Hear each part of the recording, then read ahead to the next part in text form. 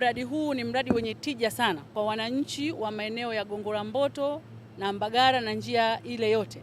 Wanapata faida kubwa sana kwa sababu kwanza kule kuna uhitaji mkubwa sana wa miundombinu ya umeme, sababu wananchi wa kule ni wengi, maendeleo ni makubwa na kuna viwanda vingi.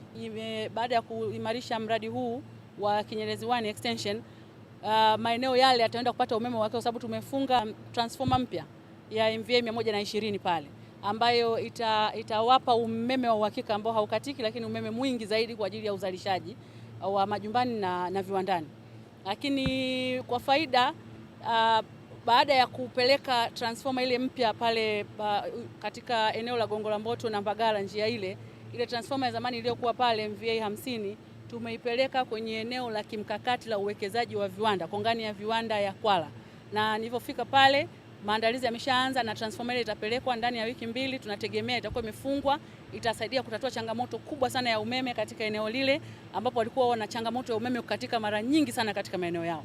Kwa hiyo serikali yetu iko kazini, hatujalala. Uzalishaji wa gesi huko wa kutosha, mitambo yote inafanya kazi na tumejionea mitambo mingi ambayo iko kwenye ukarabati, vifaa vimeshafika na vinaendelea kufungwa. Dar es Salaam idadi ya watu inaongezeka. Kwa hiyo miundombinu lazima iboreshe siku kwa siku kuendana na uhitaji uliopo. Kwa lengo la Kinyerezi 1 extension ilikuwa ni kutuongezea sisi uwezo wa umeme unaozalishwa kuwafikia wateja wetu kwa kiwango kinachostahili.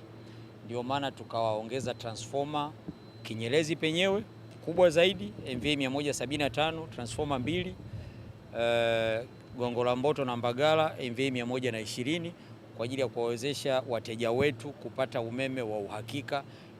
Tunamshukuru sana Mheshimiwa Rais kwa investment na umeme tayari Kinyerezi 1 extension inatumika. Bali za kukatika umeme zimepungua. Tukikata ujue tunatengeneza, tunaboresha kama tulivyokuwa tunaboresha.